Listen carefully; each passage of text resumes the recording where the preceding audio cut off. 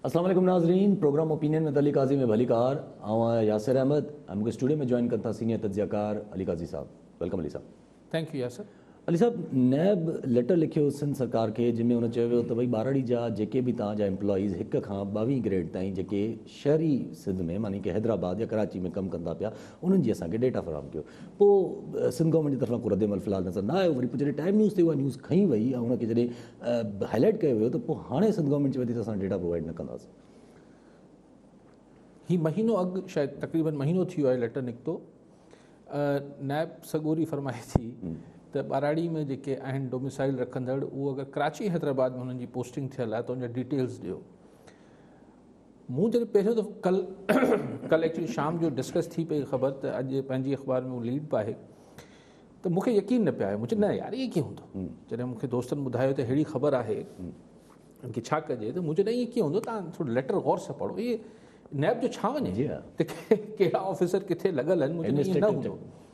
पोइ लेटर पढ़ियोसीं, वाक़ई में लेटर में बि इहो लिखियलु हो त अछरज में पइजी वियसि त ॾिसो ज़हनियत जेका आहे, जेको तासुबी ज़हनियत आहे, हू हिकिड़े ज़ाहिर नैब में हिकिड़ा ऑफिसर वेठा आहिनि।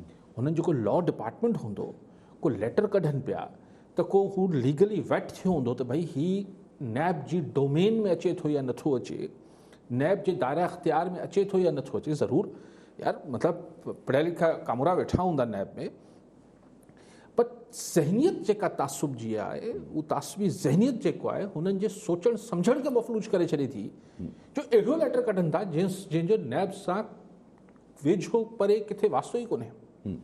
ॾिसो नैब या एंटी करप्शन या ही जेके वॉचडॉग आहिनि, ही जेके एंटी करप्शन आहिनि इदारा, हिननि जो त मक़सदु इहो आहे त पब्लिक मनी जिथे यानी सरकारी पैसो आवाम जो पैसे में अगरि को खुर्द-बुर्द थी आहे पोइ हुन सां प्राइवेट पार्टी जुड़ियल आहे या सरकारी मुलाज़िम जुड़ियल आहिनि, उते नैब अचे थी। उहो छा थी करे छा नथी करे उहो अलॻि जुदा बहस। लेकिन मिसाल OPS आहे जेको थींदो न असां वटि 18 ग्रेड जो ऑफिसर 19 ग्रेड में या 20 ग्रेड में रखी छॾींदा। हाणे त ख़ैर अदालतनि हुनखे बैन करे छॾियो आहे, तंहिंजे करे उहो घटि थी वियो आहे मामिलो। पर मिसाल अॼु अगरि सिंध सरकार हिकिड़े 18 ग्रेड जे ऑफिसर खे 20 ग्रेड में पोस्टिंग करे थी त छा नैब उनमें इंटरफेयर करे सघे थी? छा नैब जो छा वञे? ही ख़िलाफ़ जेको हींअर अदालती हुकुम आहे, अगरि अहिड़ो फ़ैसिलो सिंध सरकार करे मिसाल त 18 ग्रेड जे ऑफिसर खे 20 ग्रेड में रखी छॾे त ही अदालती हुकुम जी अदूली हूंदी, उनजी ख़िलाफ़ वर्ज़ी हूंदी। बट नैब नथो लेटर लिखी सघे त तव्हां ही छो पिया कयो, छाकाणि हिन में पब्लिक मनी त इन्वॉल्व ई न आहे। सो दादू जेको डोमिसाइल रखंदड़ अगरि कराची में 1 ग्रेड में किथे पोस्टिंग थियल आहे, हिन सां नैब जो छा वञे? पर जीअं मूं शुरू में अर्ज़ु कयो न तव्हांखे, इहा ॻाल्हि मूंखां वधीक बहितर तौर ते नैब सम्झनि जा ऑफिसर्स ऐं हीअ सभु सम्झंदा हूंदा।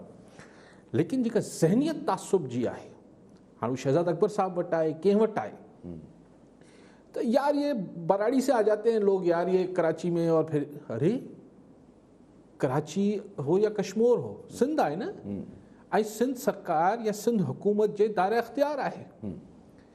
कॾहिं इहो पुछियो वेंदो त जेको जेलम जो माण्हू लाहौर में छो पोस्टिंग आहे, लाहौर वारे जी मुल्तान में छो पोस्टिंग आहे? रिडिकुलस यार, ही त हिकिड़ी नॉनसेंस ॻाल्हि। ऐं मूंखे हैरत आहे त महीने ताईं न सिर्फ़ु सिंध सरकार इहो रखियो वेठी ही लेटर, पर सिंध सरकार नैब खां शायदि नफ़्सियाती तौर ते एतिरो इन्फ्लुएंस में आहे या छा मामिलो आहे जो वरी हुन नैब जे हिकिड़े रिडिकुलस क़िस्म जी फरमाइश खे अॻियां लेटर लिखनि था त हा इहो तफ़सीलात गॾु कयो। जी हा, त services and general administration Sindh जो जेको आहे उहो हुन लेटर लिखी छॾिया, हा बाबा असांखे तफ़सीलात ॾियो, असांखे नैब हुकुम फरमायो आहे। भई नैब अगरि सुभाणे तव्हांखे पुछंदी त तव्हां 19 ग्रेड जा ऑफिसर केतिरा आहिनि ऐं हुननि खे तव्हां एजुकेशन में छो रखियो आहे, एजुकेशन वारनि खे हेल्थ में छो रखियो आहे, त तव्हां छा नैब खे ॿुधाइण जा पाबंद आहियो छा? न आहियो। पर नैब जो जेको हिकिड़ो नैब पंहिंजो हिकिड़ो हवो ठाहियो आहे ऐं सही ठाहियो आहे, पर सही सां मुराद इहो आहे त वाक़ई में हिकिड़ो कामोरो हिकिड़ो माण्हू ॾिसे थो त यार 90 ॾींहं त खणी वेंदा त को पुरसाने हाल ई कोन्हे, को पुछण वारो कोन्हे। त नैब पंहिंजी जंहिं बि इस्लामाबाद मां या नैब जी जंहिं बि लेवल ते इहो फ़ैसिलो थियो आहे, इहा आउं सम्झां थो सवाइ तासुबी ज़हनियत जे, हिन में कानून जो को पहलू ई कोन्हे। इहो हिकिड़ो बिल्कुलु आम माण्हू सम्झी सघे थो त हीउ नाइब जे दायरे अख़्तियार में इहा ॻाल्हि नथी अचे, लेकिन ज़हनियत हुननि जे पंहिंजे सोचण सम्झण खे मफ़लूज करे छॾियो। ऐं इहा उहो ज़हनियत आहे जेको सिंध में एथनिक शहरी ऐं ॿाराड़ी जे तफ़रीक़ खे जेको अॻु में हिकु विछोटी आहे, जेको तमामु तल्ख़ माज़ी आहे सिंध में शहरी ऐं ॿाराड़ी जो ज़बान जी बुनियाद ते, इलाइक़नि जी बुनियाद ते हिकिड़ो मतिलबु हिकिड़ी तमामु तकलीफ़ ता माज़ी आहे, उहो जीअं भरजणु शुरू थिए थो वरी कचड़नि विझनि था, जी हा, वरी को हिकिड़ी अजाई रिडिकुलस क़िस्म जी ज़हनियत जेका मथे कंहिं वटि वेठल आहे, जेके कराची में बि मां कुझु दोहरियूं आहिनि जेके हुनखे परवान चढ़ाई थियूं, इहा हू ज़हनियत हुई। ऐं सम्झा थो छाकाणि मूंखे लेटर में को लीगल या को मॉरल जस्टिफिकेशन नज़र नथी अचे, सवाइ इहो आहे त हिकिड़ो प्रेजुडिस आहे, हिकिड़ो बाइस आहे, हिकिड़ो तासुब आहे, जंहिंजे करे हीउ लेटर अचे थो ऐं असां सभु हीअं वाइड़ा थी वञूं था त भई हीउ कीअं थो थी सघे। जी हा, मूं तव्हांखे ॿुधायां, मूंखे जॾहिं चयूं त अहिड़ी ख़बर आहे, असीं डिस्कस कयो त मुंहिंजे न इहा ख़बर थी नथी सघे यार, कीअं नैप कंदो इहा।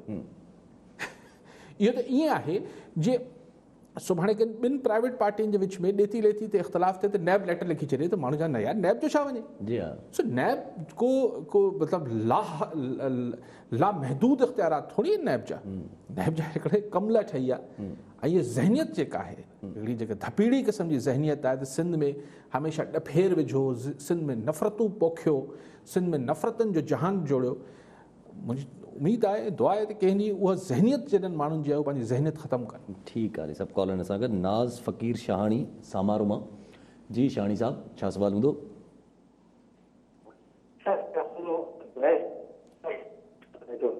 असुल में असां वटि पटरी में घुंटे ते बि माण्हू थोरी कार्रवाई कनि था, हिकिड़ो घुंटो बि पंहिंजो कोन था ॾियनि। हाणे हिते हज़ारे एकड़नि ॿनियुनि जो मसइलो आहे, आया इहो शाहाणी साहब तव्हांजी आवाज़ में मसइलो ठीकु आहे, शायदि बैरिया टाउन वारे जो कोई सुवाल कनि पिया त ज़िमेदार केरु आहे? ज़िमेदार सही ज़ाहिर आहे, पहिरें मरहले में ज़िमेदार ख़ुदि बिल्डर आहे बैरिया, ऐं ॿियनि मरहले में इंतिज़ामिया ज़िम्मेदार आहे। मतिलबु सवाल इहो आहे त हिकिड़ी ॻाल्हि ॻोठनि जी उनखे अदालत स्टे ॾेई छॾियो, उनखां पोइ सिंध में जेका हुकुमरान जमात आहे पीपल्स पार्टी, हुनजो चेयरमैन बिलावल भुट्टो ज़रदारी चए थो त इहो फौरन रोकियो वञे। जी हा, हिन खां पोइ छा गुंजाइश रहिजी वई? जी हा, पर बहरिया टाउन वारनि जी को एॾी का इन्फ्लुएंस आहे जो DCSP शायदि मलीर जा हुनजे अॻियां बेवस आहे। अलाए हिननि जी पोस्टिंगूं कामोरनि खे पंहिंजी पोस्टिंगनि खां मथे कुझु नज़र ई नथो अचे, जो हेॾी दादागिरी हीअ जेका थी, यानी भई ॻाल्हि इहा आहे त हिकिड़ो दफ़ो थी वियो ऐं मञियोसीं त हीअ बिल्डर्स ऐं हीअ माफ़िया जेके आहिनि हिननि जो वॾो इन्फ्लुएंस आहे, पर पोइ हाई कोर्ट स्टे ॾेई छॾियो, उनखां पोइ त को गुंजाइश नथी बचे न अदालती स्टे खां पोइ। उनखां पोइ तव्हांजे ख़ुदि जेको हुकुमरान जमात आहे हुनजे चेयरमैन सिंध हुकूमत जे चीफ एग्जीक्यूटिव यानी चीफ मिनिस्टर मुराद अली शाह साहब खे भरियल प्रेस कॉन्फ्रेंस में चयो त भई हिनखे रोकियो वञे, वरी थी वञे थो। जी हा, सो यार ॾाढे जी लठ खे ॿ मथा आहिनि। ॿ मथा आहिनि, सिधो सो ज़ाहिर थिए थो पियो। ठीकु आहे सभु कॉलर सां गॾु गुलाम हुसैन ख़ासखेली हैदराबाद मां। जी ख़ासखेली साहब, छा सुवाल हूंदो? सभ खां पहिरीं त अस्सलाम वालेकुम अली काज़ी साहब। मुंहिंजो सवाल सर इहो आहे त पंहिंजो बहरिया टाउन जो जेको इशू हले पियो, अॼु जेको आहे सॼी सिंध में मुज़ाहिरात थिया आहिनि ऐं वरी पीपल्स पार्टीअ वारनि तपेदारनि खे मुअतल कयो आहे बहरिया टाउन जे इशू ते। उन सां गॾोगॾु बहरिया टाउन सां गॾोगॾु हैदराबाद ऐं कराची में जेको मामिलो आहे डोमिसाइल वारो इशू हले पियो त जेको आहे सो नेब उन्हनि खे घुरायो। त अली साहब इन्हनि सॼे मामले खे कीअं थो ॾिसे सर? ठीकु आहे ख़ासखेली साहब। अच्छा साहिब मां ॻाल्हाए आयुसि, मां कीअं ॾिसां थो ज़ाती आहे, ॿई ज़ातियूं आहिनि। ठीकु आहे सभु। अच्छा सभु जीअं पंहिंजी ॻाल्हि हले पई नैब जी, त हिकु माना ॻाल्हि अची ज़हन में त जीअं तव्हां चयो त नैब जो इहो दायराकारी न, नैब जो इहो कमु ई न, त नैब में वेठल माण्हुनि खे इहा ॻाल्हि वाक़ई सम्झ में न आई हूंदी त हीउ टोटली ऐं प्योरली एडमिनिस्ट्रेटिव डोमेन आहे। एडमिनिस्ट्रेटिव डोमेन त गवर्नमेंट खां अलावा ॿियो कंहिं वटि बि न हूंदो आहे। अगरि हू इन ॻाल्हि ते अची चवणु शुरू थिए त भई हिते तबादलो करणु खपे, हिन माण्हू जो हेॾे थियणु खपे। ऐं ॿी ॻाल्हि त माना हितां वरी इहो ज़ाहिर थिए थो त वफ़ाक़ सरकार यानी अगरि नैब खे अगरि सम्झो वञे त वफ़ाक़ी सरकार खे माना सेपरेशन ऑफ पावर जो बिल्कुलु कॉन्सेप्ट ज़ीरो आहे। न ॾिसो, ही इख़्तियार सिर्फ़ु सूबाई हुकूमतनि खे आहिनि त कहिड़ो कामोरो किथे हुजणु खपे, ऐं उन में अगरि को सूबाई हुकूमत इहो तासुब करे थी त डोमिसाइल जी बुनियाद ते पोस्टिंग्स अगरि मिलनि थियूं, एडमिनिस्ट्रेटिव पोस्टिंग, त उहो ख़ुदि सूबाई सरकार ग़लति थी करे। जी हा, इहो तव्हां बेसिक ह्यूमन राइट्स जे ऐं आइन जे बेसिक रूह जी ख़िलाफ़ वर्ज़ी कयो था। पर नैब हलो वफ़ाक़ी हुकूमत पाण करे वठी आहे त बि मश्किरी हुजे, जीअं हुननि आइलैंड्स खे कब्ज़ो करण जी कोशिशि कई त ॿेटनि ते, उहो बि मश्किरी हुई। जी हा, पर नैब त हिकिड़ो इदारो आहे यार, हू कहिड़े खाते में हुनजो वञे छा? मतिलबु सुभाणे छा नैब इहो चवंदी त उस्मान बोज़दार जेको पंजाब जो चीफ मिनिस्टर आहे फलाणे वज़ीर खे हटाए फलाणे खे रखे, केरु थींदी आहे नैब? जी हा। ठीकु आहे, सभु कॉलर सां गॾु ज़ुल्फ़कार काकी हैदराबाद मां। जी काकी साहब, छा सवाल हूंदो? साईं सलाम वालेकुम। बस सवाल छा आहे, ही नेब वारनि जेको आहे अमीर मीनाई जी हिकिड़ी गज़ल असांखे ज़माने में जगजीत सिंह खां ॿुधी हुई, जंहिंमें हिकिड़ी मिसरा हुई त शबे फुरकत का जागा हो फर्श तो अब तो सोने दो, कभी फुर्सत में कर लेना हिसाब आहिस्ता आहिस्ता, तरक्की जाए है रुख से नकाब आहिस्ता आहिस्ता। तो हाणे सिंध जे माण्हुनि खां हीउ जेको हिसाब किताब वठण जो हिकिड़ो सम्झो त हिकिड़ी मुहिम हली पई आहे, उन हवाले सां मुंहिंजो हिकिड़ो सुवालु आहे त नेब खे इहो उल्को कीअं लॻो त भई ॿहिराड़ी जा माण्हू शहरनि में केतिरा आहिनि, उन्हनि जो तादाद केतिरो आहे? हीउ त को ज़मानो हो, असांजा हिकिड़ा प्यारा पीढ़ी जेके हाणे लंडन विया हलिया उहे चवंदा त बाबा अगर हैदराबाद कराची में रहना है तो जिए फलाना फलाना कहना है। तो छा हाणे नेब बि असांजे लाइ को अहिड़ो ई प्लेटफॉर्म थी वियो आहे त बाबा जेकॾहिं तव्हांखे हिते रहणो आहे त बसि असांजी मर्ज़ी सां तव्हां नौकिरी करियो ऐं असांजी मर्ज़ी सां जियो, असांजी मर्ज़ी सां हलो?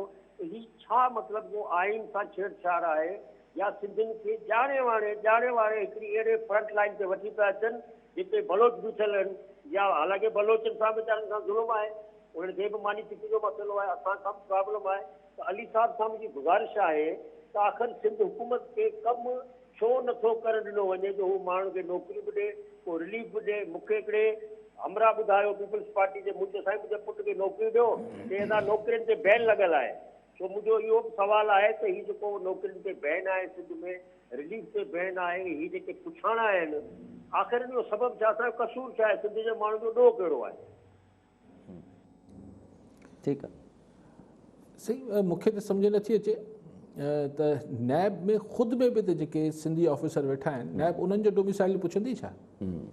जेके सिंधी ऑफिसर्स नैब में आहिनि उहो ॿुधाईंदा हुननि जा डोमिसाइल किथे जा आहिनि। नॉनसेंस ॻाल्हि आहे, डोमिसाइल जो छा वञे पोस्टिंग सां?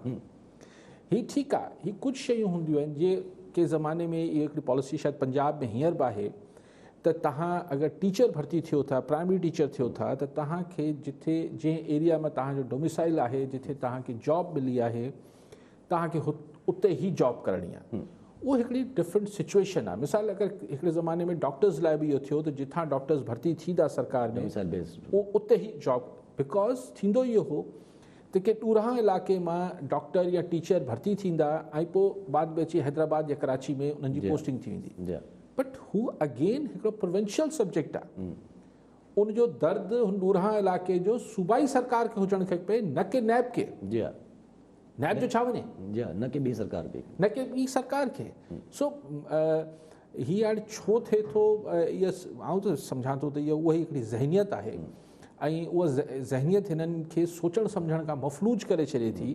मुंहिंजो ख़्यालु आहे त हाणे हिन जेको एतिरो अॼु थियो आहे, सॼो सॼी जागी आहे ऐं हिते हिकिड़ो शदीद रिएक्शन आयो आहे, जंहिंखां पोइ सिंध सरकार बि महीने खां पोइ चए थी त हा चलो शुक्र, देरि आहे दुरुस्त आहे कि सिंध सरकार बि चए थी त हाणे न ॾींदासीं असीं हिननि खे डिटेल्स, बिल्कुलु न ॾियणु खपनि सिंध सरकार खे। पर हाणे आउं सम्झां थो त किथे वफ़ाक़ी सरकार मां बि को नैब वारनि खे फ़ोन कयो हूंदो, बाबा सोचे सम्झे त ख़त लिखो, छा था लिखो?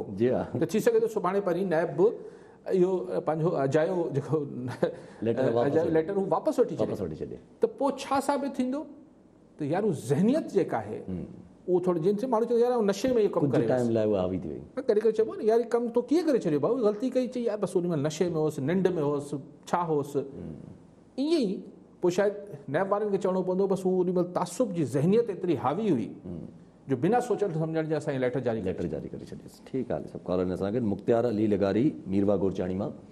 जी लगारी साहब, छा सवाल हूंदो? अस्सलाम वालेकुम। वालेकुम अस्सलाम। साईं खां इहो राय वठणी आहे। हींअर कराची में ताज़ो इलेक्शन थी आहे इन 249 ते, उन्हनि में पीपुल्स पार्टी जो उम्मीदवार इलेक्शन खटी वियो आहे। अच्छा, पोइ मुखालिफ़ ज़रूरनि पंहिंजो एहतजाज कयो त इन्हनि जी ॿीहर ॻणप कराई वञे। जॾहिं रिकाउंटिंग उन्हनि कई त वरी उन्हनि सभिनी मुखालिफ़ पार्टियुनि उन्हनि जो पंहिंजो बाइकाट था कयूं। छो साईं अॼु जॾहिं खां इलेक्शन थी आहे त जॾहिं को इलेक्शन उम्मीदवार को खटे थो वञे त को बि नतीजा क़बूल करण लाइ तयारु कोन्हे, हारिजी वञे थो। मूंखे यादि साईं इंडिया में इलेक्शन थी हुई, अटल बिहारी वाजपेयी वारी पार्टी हारिजी वई त अटल बिहारी वाजपेयी पंहिंजे टीवी ते अची ऐलान कयो त अॼु वाजपेयी हारिजी वियो आहे, इंडिया खटी वई आहे। पर मुंहिंजो चवण जो मक़सदु ई साईं असांजे हिते पाकिस्तान में ईअं छो कोन्हे साईं? त बसि थोरो इन थोरो ॻाल्हाईंदा त साईं छा था चवनि? महिरबानी।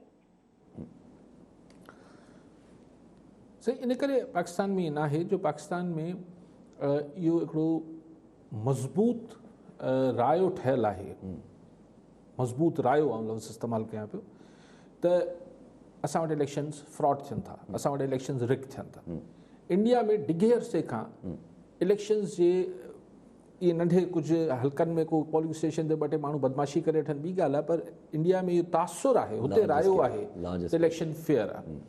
अमेरिका में डोनाल्ड ट्रंप खां पहिरीं इहो ख़्यालु हो त इलेक्शन्स त पोइ उहो वॾा वॾा ही प्रेसिडेंशियल कैंडिडेट्स हराए वेंदा हुआ अमेरिका में, त पोइ चवंदा त we bow down to the majesty of democracy, असीं जमहूरियत जी मल्का जे साम्हूं बो डाउन कयूं था, बसि जेको आवाम चाहियो उहो थी वियो।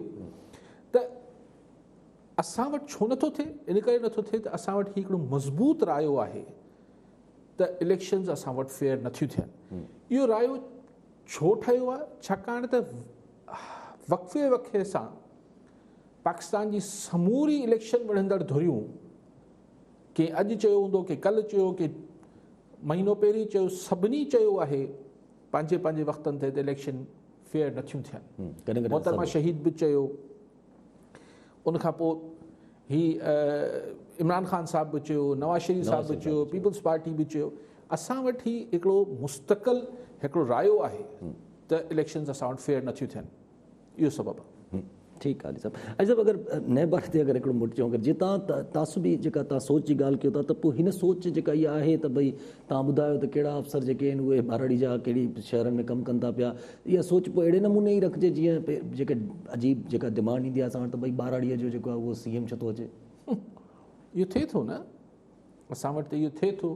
अलाए कंहिं चयो त कराची में आकर उधर से, सो इहे हिकिड़ी तासुबी शयूं थियनि थियूं।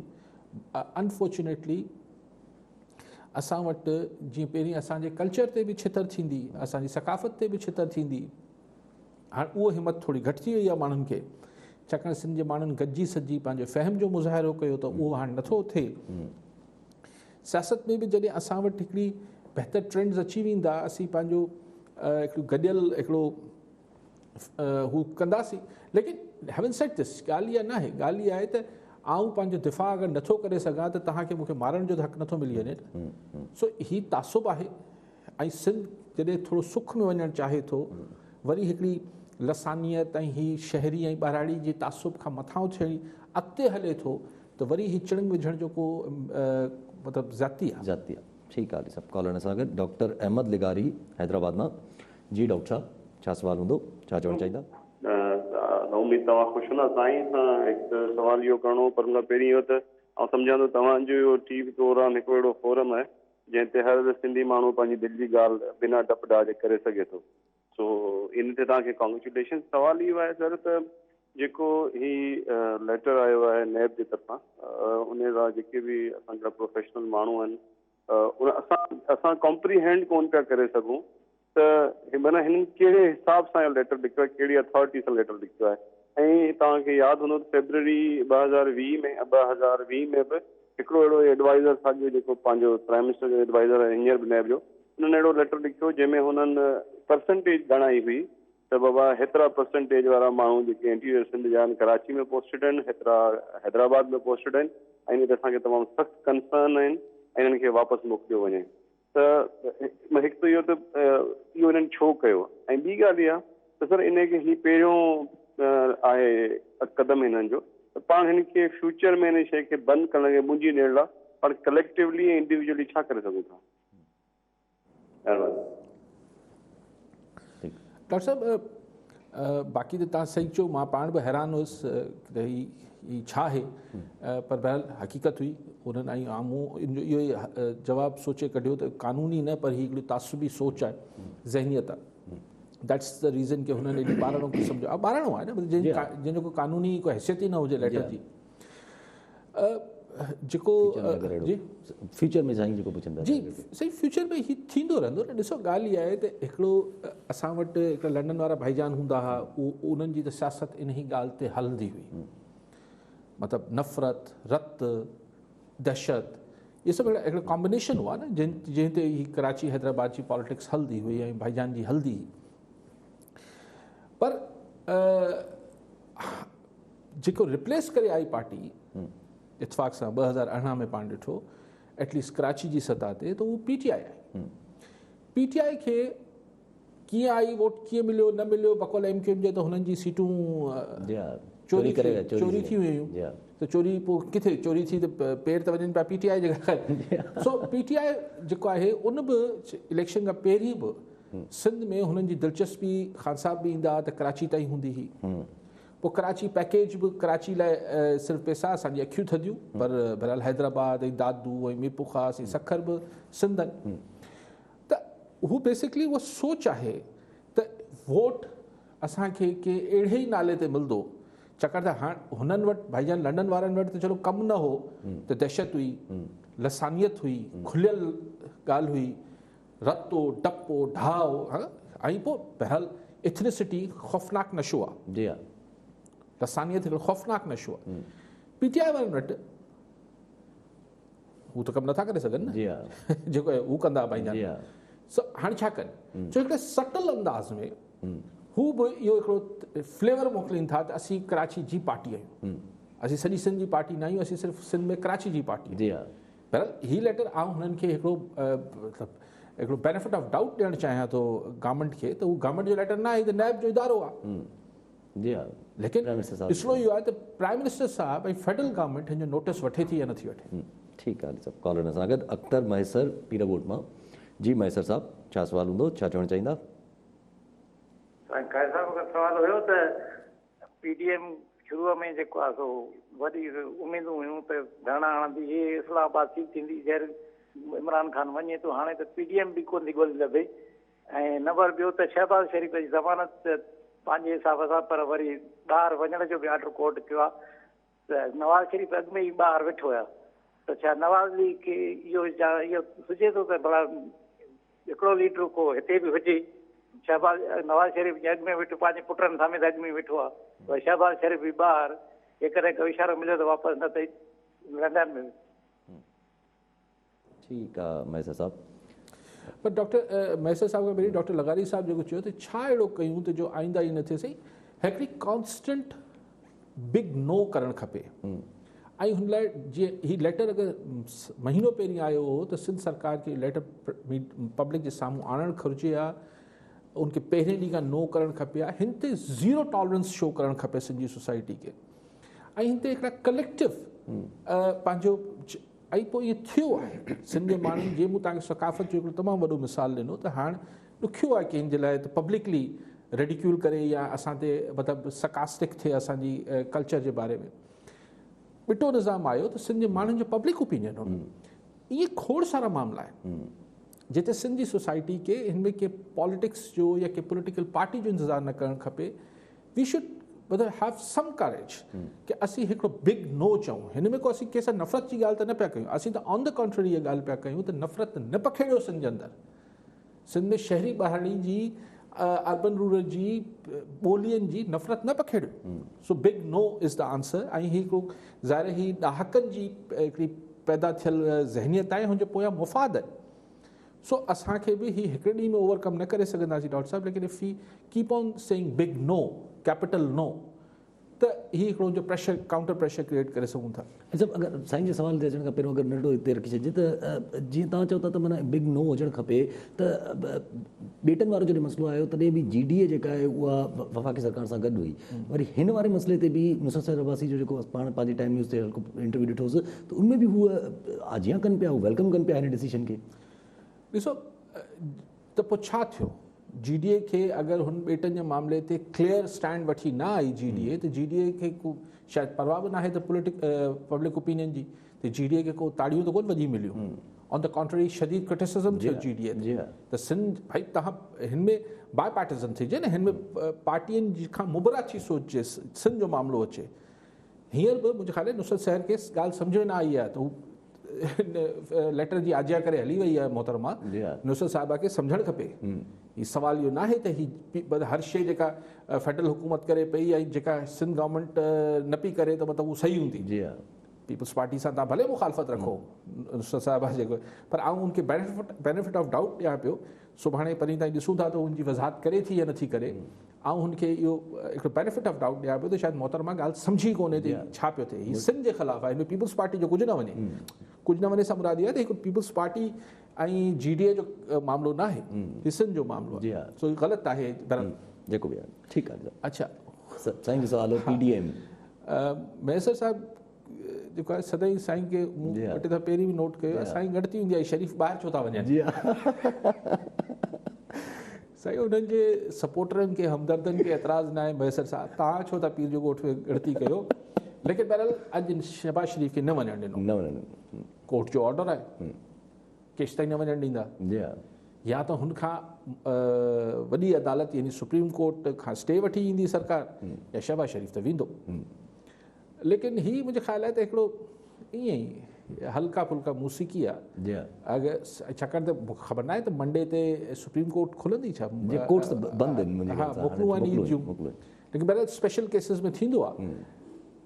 आई डोंट नो, मूंखे त लॻे थो शहबाज शरीफ़ वेंदो। सो बाक़ी साईं चयो त PDM वारा जलसा जुलूस, हा साईं PDM फ़िलहालु हिकिड़ी गैर फ़ाल तंज़ीम आहे, पई आहे फ़िलहालु कबट में, असां हुनखे रखियो आहे, वरी ईद खां पोइ ॾिसूं ज़रूरत पई त निकिरंदी। ठीकु आहे सर।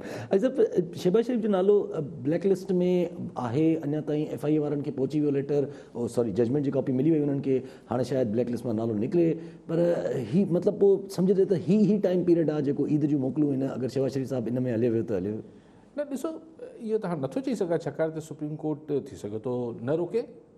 ऐं लेकिन मसइलो इहो आहे त कंटेम्प्ट ऑफ कोर्ट लाइ तौहीन अगरि FIA मिसाल नथी वञणु ॾे ऐं ईद जी मोकलूं गुज़ारे वञनि था, त पोइ बि शहबाज शरीफ़ जे वकील खे, शहबाज शरीफ़ साहिब खे वरी हाई कोर्ट पंजाब में वञी लाहौर हाई कोर्ट में तौहीन अदालत जो केस दाख़िल करिणो पवंदो न। पोइ वरी दबनामो ईंदो, पोइ तेसि ताईं शायदि हू आसिरे में हूंदा त असां सुप्रीम कोर्ट, मूंखे लॻे थो हले वेंदो। ठीकु आहे। सभु कॉलर सां गॾु मोहसिन बेलार राणीपुर मां। जी बेलार साहब, छा सवाल हूंदो? नंढो सवाल हो सर, पहिरियां टाउन मलिक साल जेकी चंडीगढ़ ते चढ़ाई कई, ज़ख़्मी माण्हू कया, इन में पीपल्स पार्टी बि त भाङे भाई वार आहे, त सिंधी आवाम कंहिंखे तव्हां ॾे छा करे? जेके इख़्तियार धणी वेठा आहिनि उहे हुननि सां गॾु वेठा आहिनि, धरती खसींदा वञनि, इन जो हल छा आहे, छा करणु खपे? ठीकु आहे साहब। फ़िलहालु त पीपल्स पार्टी चए पई त रोकरायूं पिया, हुकुम बि कयो अथनि, पाण इंतज़ारु करे वठूं था बेलार साहिबु, त उहे ज़ाहिरी तरह भाङे भाई वार न आहिनि, त उहे चवनि था त न असां रोकराईंदासीं। ॾिसो, ही हिकिड़ो ॾाढी जी लटके ॿ मथां आहे। ॿियो हाणे मूं वटि को जुमिलो कोन्हे, छाकाणि त अदालत रोकियल आहे। पीपल्स पार्टी जो चेयरमैन चए थो त रोकियो, पीपल्स पार्टी सिंध हुकूमत जो चीफ मिनिस्टर चए थो रोकियो, DCSP नथा रोकीनि, छा आहिनि DCSP? ठीकु आहे। सभु कॉलर सां गॾु जावेद समो नगर पाकर मां। जी समो साहब, छा सवाल हूंदो? मेरी काजी साहब जिन खे सलाम पेश कजे थो। सर, अॼु जो सुवाल इहो आहे त शौकत तरीन जेको नओं फाइनेंस मिनिस्टर आहे, उनजे पैकेज में उहे कहिड़ियूं शयूं आहिनि जेके हू जून जी बजट में रखंदो, जंहिंजे करे आम जेका ग़रीब माण्हू आहिनि उन्हनि खे फ़ाइदो पहुची सघे? जावेद साहिब, मूंखे कीअं ख़बर हूंदी, ऐं न आउं को माशी माहिर आहियां, पर जेको ॻाल्हियुनि मां लॻे थो त हू को इज़ाफ़ी टैक्स लॻाइण जे ख़िलाफ़ु आहे, हू टैक्स नेट वधाइण जे हक़ में आहे, हू मुंहिंजो ख़्याल आहे त इहो ई करे सघंदो त को इज़ाफ़ी टैक्स न लॻाईंदो ऐं कुझु ही ॾींदो, लोन्स नौजवाननि खे वधाइण लाइ ॾिए पियो, बिज़नेसमैन लाइ लोन्स वधाए पियो, मतिलबु उनखे वधीक मुंहिंजो ख़्याल आहे त हू पैसो हेठि पखेड़णु चाहे थो तरीन साहिबु, त जीअं हुन पैसे जो असरु मथे वञे। हिन महिल ताईं छा थींदो त मथियनि खे मराद ॾिबियूं त जीअं हेठियनि खे हुनजो फ़ाइदो पहुचे, पर ही हुन नई जेको हुन पाण बि चयो था, हू जो बाइडन बि अमेरिका में इहो पियो करे त हेठि पैसा पखेड़े पियो, सर्कुलेशन ऑफ बेस मज़बूत करे पियो, त जीअं माण्हुनि वटि परचेसिंग पावर अचे। ॾिसो 22-23 करोड़ आबादी आहे पंहिंजी, अगरि असां वटि हिकिड़ी प्रॉपर जेन्युइन मिडिल क्लास पैदा थी वञे ऐं लोअर मिडिल क्लास पैदा थी वञे, हिकिड़ी असां वटि मिसाल 10-12 करोड़ माण्हुनि जी अधु आबादी जी अगरि असां वटि हिकिड़ी genuine middle class purchasing power वारी ख़रीद थिए त ही को तव्हां सम्झो था, हीअ तमामु वॾी मार्केट आहे। 10-12 करोड़ माण्हू अगरि क्वालिटी जी शयूं ख़रीदण जी पोज़ीशन में अची वञनि, हीअं त उहो अटे ऐं चांवर में फाथल आहिनि न, त तव्हांजी जेका प्राइवेट सेक्टर आहे उहो किथे खां किथे वञी सघे थी, कॉम्पिटिशन ॾाढो वधी सघे थो, कॉम्पिटिशन वधी सघे थो, सरमाएकारी वधी सघे थी, त इन करे माण्हुनि खे जो मथे अचणु ज़रूरी आहे। ठीकु आहे, सभु कॉलर सां गॾु मिसिस खान हैदराबाद मां। जी अदी, छा सुवाल हूंदो? वालेकुम सलाम। जी, मूंखे पंहिंजी हिकु प्रॉब्लम शेयर करणो आहे। त मुंहिंजा 2 ॿार आहिनि O लेवल्स में, त हाणे गवर्नमेंट जेको डिसीजन वरितो आहे त अक्टूबर-नवंबर में O लेवल जा एग्ज़ाम्स कैम्ब्रिज जे थ्रू जेके कंडक्ट थींदा, त ऐं हू ॿारनि खे स्कूल असेस ग्रेड जी तरफ़ नथा वञनि, जॾहिं त हिन रीजन में पूरी कंट्रीज़ में काथे बि एग्ज़ाम्स कंडक्ट न थिया आहिनि। इवन कल्ह श्रीलंका इहो डिसाइड कयो त उहे एग्ज़ाम्स कंडक्ट न कंदा, स्कूल असेस ग्रेड जी तरफ़ वेंदा। लेकिन ख़बर न आहे पाकिस्तान में छो अहिड़ो फ़ैसिलो कयो वियो आहे त ॿारनि जो पूरो साल ज़ाया थो थिए ऐं स्कूल असेस ग्रेड जी तरफ़ नथा वञनि, जॾहिं त हिन साल ॿारनि जा प्री मॉक्स बि थिया आहिनि, मॉक्स बि थिया आहिनि। हाणे मुंहिंजा 2 ॿार आहिनि, मूंखे उन्हनि जो फीस जो बर्डन बि थिए थो, उन्हनि जी एग्ज़ामिनेशन जी अगरि असां ही 5 महीना आहिनि एग्ज़ामिनेशन जी अगरि तयारी करायूं त ट्यूटर जो बर्डन असांजे मथां वधे थो ऐं हुननि जो पूरो साल ज़ाया थिए थो। त अगरि इहा असांजी रिक्वेस्ट अॻियां फॉरवर्ड कई वञे, छो त ट्विटर ते हर जॻह ते असां इलाही ट्राई कयो आहे, पर ख़बर न आहे इनकॉम्पिटेंट माण्हू जॾहिं पावर में अची वञनि था त उहे कुझु ॿुधनि ई नथा कंहिंजो। Thank U. अदी बिल्कुलु शायदि चवण इहो चाहिनि थियूं त मतिलबु हुनखे स्कूल अपग्रेडेशन थियणु खपे, पर हाणे O लेवल कैम्ब्रिज वारा इहो छा स्कूल्स करे सघनि था? आई डोंट नो, मतिलबु मां हरू जी यकी हणा, मूंखे टेक्निकली ख़बर न आहे, त आई डोंट अंडरस्टैंड कि कैम्ब्रिज खे डिसीजन खणणो पवंदो। कैम्ब्रिज कंदी न, मतिलबु अॼुकल्ह हू सिस्टम हुननि जो आहे, त इहो सरकार ही त करे सघनि था। गवर्नमेंट जेको आहे 9th खां मैट्रिक ऐं मैट्रिक खां फर्स्ट ईयर त करे सघे थी, बट O खां A लेवल ताईं गवर्नमेंट कीअं करे सघे थी? आई डोंट नो अदी, so frankly I will not be able to comment on this because मूंखे हू न आहे। लेकिन हिकिड़ो जुमिलो मिसिस खान ॾाढो सुठो चयो, चई त इनकॉम्पिटेंट माण्हू अची वेंदा आहिनि, इहो मूंखे ॾाढो दिलचस्प जुमिलो लॻंदो आहे। अची कीअं वेंदा आहिनि? डू दे कम थ्रू मतिलबु क्या बाय नोटिफिकेशन? कीअं ईंदा आहिनि? के हुनमें मशीन में अची ईंदा आहिनि? कीअं ईंदा आहिनि? अदी ये तव्हां असीं आणींदा आहियूं, let's admit that. So whether they are competent और incompetent I will not comment on that, लेकिन हू जेके बि आहिनि तव्हांजी काउंसिल लेवल खां वठी तव्हांजी फेडरल गवर्नमेंट ताईं जेके बि अचनि था, उहो असां तव्हां यानी जेको वी द कॉमनर्स असां हुननि खे आणियूं था, अची न वेंदा आहिनि। जी हा, ठीकु आहे। सभु कॉलर सां गॾु न्याज़ हुसैन चांडियो फरीदाबाद मां। जी चांडियो साहब, छा सुवाल हूंदो? जी साईं, वॾी महिरबानी तव्हांजी। सर मुंहिंजो अर्ज़ु अलीकाल साहिब खे थी, जेको केनाल ऐं वाहन तां जेकी कब्ज़ा त ख़तमु कराया विया सुप्रीम कोर्ट जे हुकुम ते, पर जेकी हाणे असांजी आहे धामरा वाह आहे, हाणे उहो त सॼो मिटी सां भरिजी वियो आहे। हाणे इन जो सोमोटो नोटिस केरु वठंदो आहे? हाणे हिननि जी खोटाई केरु कराईंदो? असांजे लाइ साॻो ग़रीबनि जे लाइ पाणी अचण वारो बोरान त अञा वधीक हाणे जेको आहे सो माना थी वियो आहे। ऐं अलीकाल साहिब खे चवंदुमि थोरो ठीकु आहे। न सभु इरिगेशन डिपार्टमेंट खे ॿुधणु खपे। तव्हां मूंखे यादि पए थो त शायदि कुझु हफ़्तो पहिरीं बि फ़ोन इन ई ॻाल्हि लाइ कयो। इरिगेशन डिपार्टमेंट करे सघे थो, करणु खपे। ठीकु आहे साहब। ऐं सभु हिकिड़ो शहबाज शरीफ़ जे हिसाब सां अगरि सवालु रखिजे त शहबाज शरीफ़ साहिबु अगरि ॿाहिरि हलिया था वञनि त डील थी वई आहे? यार इहो ॾिसो मूंखे तव्हां सम्झायो हिकिड़े माण्हू खे अदालत रिलीफ ॾिए थी त केरु माइका लाल है पाकिस्तान में जेको अदालत जे फ़ैसिले खे को डील और नो डील चवंदी आहे तव्हां माराईंदो छा मूंखे? भाई अदालत रिलीफ ॾिनो आहे न। हाउ कैन यू से कि this is part of any. ॾिसो डील हूंदी आहे जेका नेगोसिएशन जे ज़रिए हिकिड़े तव्हां नतीजे ते पहुचो था। बट वी शुड अज्यूम कि अदालत मां फ़ैसिलो आयो आहे। अदालत में फ़ैसिलो आयो आहे त उहो त आर्ग्यूमेंट्स, लीगल आर्ग्यूमेंट्स जे नतीजे में आयो हूंदो न। यासिर साहब जी हाँ, मरवाओगे? जी हाँ, ठीकु आहे, ठीकु आहे साहब। कॉलर सां गॾु अल्ताफ़ अब्बासी हैदराबाद मां। जी अब्बासी साहब, छा सवाल हूंदो?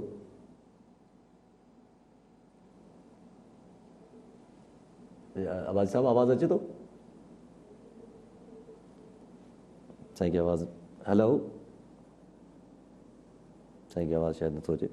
लेकिन बहरहाल पॉलिटिशियंस आहिनि, हिननि जी गिरफ़्तारियूं, हिननि जी आज़ादियूं, हिननि जा हिकिड़ा पॉलिटिकल, हिकिड़ा सियासी असरात मुरतब थींदा आहिनि। शहबाज शरीफ़ जी बि आज़ादी ऐं अगरि मुल्क खां ॿाहिरि वञे थो त हिन जा हिकिड़ा सियासी असरात मुरतब थींदा। हाणे उहो 1 2 3 थी सघनि था त हू वञनि ऐं भाउ खे कन्विंस करण जी कोशिशि कनि, राज़ी करण जी कोशिशि कनि त यार मज़ाहमत सां को फ़ाइदो न आहे, अचो कुझु मामला ठाहे था वठूं। हू वञनि इलाजु कराइनि, कुझु बि न थिए। ठीकु आहे। टियों इहो त हू को डील खणी वेंदा हुजनि।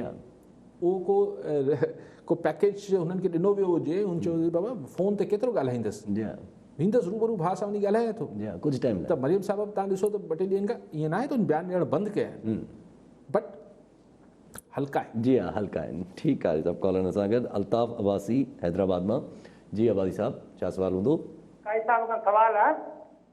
जी सवाल इहो आहे त हिन वक़्तु सिंधी माण्हुनि जे पेरनि जे हेठां धरती निकिरे पई, असांजा क़ौमी अॻुवान लीडर छा पिया कनि? 80 जे ॾहाके में जॾहिं कालाबाग डैम वारो इशू हुयो त उन दौर में मज़बूत हिकिड़ो SNA क़ौमी इत्तेहाद ठहियो हुयो, जंहिंमें सभु क़ौमी पार्टियूं हुयूं, हिकिड़ी मज़बूत जदोजहद हुई। हिन वक़्तु SNA जहिड़ो इत्तेहाद छो नथो ठहे जंहिंमें सभु क़ौम परस्त धुरियूं, पार्लियामेंट्री धुरियूं मज़बूत तरीक़े सां को लाइ अमल जोड़े, को तहरीक जो ऐलान कनि, क़ौम खे ख़बर पवे त धरती पेरनि हेठां निकिरे पई, सिंधी माण्हुनि जे हथां सिंधी माण्हू मुनज़म थियनि ऐं हिकु गॾियल हिकिड़ो आवाज़ निकिरे। ठीकु आहे। जी भाई साहब, इहो सदाई हिकिड़ी सिंध में हिकिड़ो इहो ख़्वाहिश, मुतालबो या बहस जेको चओ उहो रहंदो आयो आहे त भई कॉम्प्रस गॾिजी वञनि, हीअ थिए हू थिए। हाणे ॻाल्हि इहा आहे त कॉम्प्रस्तनि वटि बि, असां वटि 2 क़िस्म जा कॉम्प्रस आहिनि। हिकिड़ा जेके पार्लियामानी सियासत में यकीन रखनि था, हिकिड़ा कॉम्प्रस उहे जेके पार्लियामानी सियासत में यकीन नथा रखनि। लेकिन इहो ख्वाहिश सभिनी जी रही आहे। पर विच में मूं डॉक्टर कादिर बख्शी जे किथे बयानु पढ़ियो पिए त हू शायदि हाणे जेका ॻाल्हि मूं अॼु खां 15-20 साल अॻु लिखी, हिकिड़े 20-25 साल पहिरीं कॉलम में, त बेसिकली इतिहाद कोन था हली सघनि। SNA बि हलियो छा साईं अब्बासी साहब? SNA कोन हलियो न, सिंध नेशनल जीअं सईद मरहूम बि हयात हुआ, न हली सघियो। ॻाल्हि इहा आहे त हाणे अगरि ही किथे पंहिंजा जेके ज़ाहिर हुननि जा हिकिड़ा छा लफ़्ज़ नथो इस्तेमालु कयां त पर्सनल हूंदा आहिनि, उहो छॾे जेसिताईं हिकु प्लेटफॉर्म ते अची मर्ज न थींदा पाण में, तेसिताईं मूंखे वरी इतिहाद ठहंदो, कुझु न कुझु कंदा, तेसिताईं इफेक्टिवनेस एतिरी ऐं इतिहाद पोइ हलनि नथा न, जटा नथा कनि। जी हा, जी हा, ठीकु आहे साहब। अॼु सभु 2 ॻाल्हियूं तकड़ि में अगरि रखी वेठो था त हिकिड़ो त सऊदी अरब में इमरान ख़ान साहब वियल आहिनि, $50 करोड़ जी शाहमूद कुरैशी साहब चवनि था त असां वटि सरमायाकारी अची सघे थी इंफ्रास्ट्रक्चर में, डेवलपमेंट में। ऐं ॿियो उन्हनि ॻाल्हि कई आहे त MBS मोहम्मद बिन सलमान जेको आहे हाज़िरी भरी आहे पाकिस्तान अचण लाइ, माना उन्हनि एक्सेप्ट कयो आहे। ऐं ॿी हिकिड़ी न्यूज़ आहे त सऊदी अरब ईरान सां ॻाल्हाइण लाइ राज़ी थियो आहे, पर हुन चयो आहे त असांखे कुझु करे ॾेखारियो।